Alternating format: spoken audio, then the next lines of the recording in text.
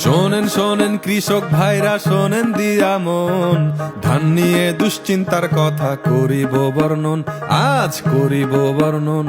সমস্যা যেমন আছে তেমন আছে সমাধান, দিচ্ছে সেটা এনেছি, হবে মুশকিলে আসান, হবে মুশকিলে আসান। বাতাসে আর্দ্রতা বেশি হলে, জমিতে অধিক ইউরিয়া দিলে, ধান খেতে জমে পানি আর বাদামি ঘাস ফড়িং আসে, আমরা সবাই জানি।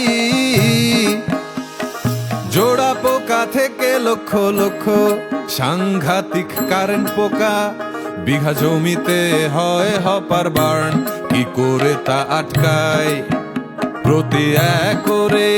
তাই 80 গ্রাম স্পেলেন্ডোর স্প্রে কিংবা সারে, শক্তিশালী কার্যকরী কীটনাশক দিলে বাদামি ঘাস ফড়িং থেকে জমির মুক্তি মেলে।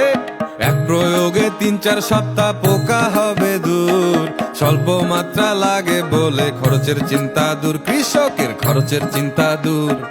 মাজরা পোকা ভেতর থেকে খায় ডিগ পাতা, মরা ডিগের চিন্তায় শুধু ঘুরে কৃষকের মাথা। মাজরা পোকা ধানের জন্য সবচেয়ে সর্বনাশা, চিন্তা থেকে মুক্তি দিতে কার্টা পিডি আসা, আরে কার্টা পিডি আসা। কার্টা পিডের গুণের এখানে শেষ নয়, পাতা মোড়ানো পোকা দমনেও তাকে চাইতে হয়। একরে 200 গ্রামের বেশি কখনো দিতে নাই জমিতে, তাই একের ভিতর 2 কার্টা পিড চাই।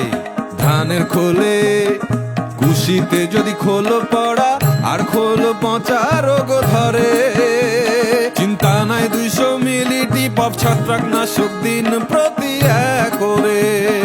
ও কৃষক ভাই, ধানে নানা সমস্যা হতে পারে, সময় মতো এনেছি ব্যবহারে ধানের ফলন বাড়ে।